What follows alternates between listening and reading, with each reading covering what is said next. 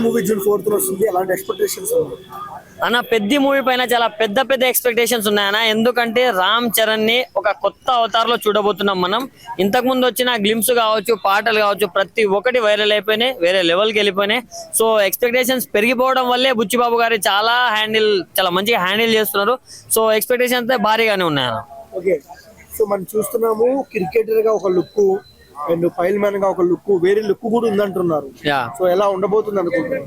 అంటే క్లియర్లీ కనిపిస్తుంది అన్న. ఎందుకంటే ఆయనలో ఉన్న యాక్టింగ్ పొటెన్షియల్ ని మొత్తం బయటికి పెట్టడానికే పెద్ద మూవీ తీస్తున్నట్టు అనిపిస్తుంది. ఎందుకంటే ఒక్కో గ్లిమ్స్ లో ఒక్కో అవతార్ చూపిస్తున్నారంటే నెక్స్ట్ సినిమాలో ఇక మొత్తం అవతారాలన్నీ చూపిస్తారు. దాంతో ఫ్యాన్స్ అందరు ప్యాక్ అయిపోతారు అన్న.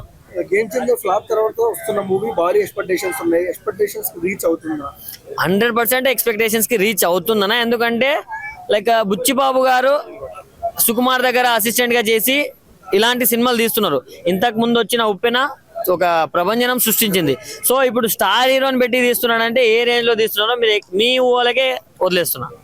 లాస్ట్ మూవీ ఉప్పెన 100 కోట్లు యాడ్ అవుతుందా పెద్దకి?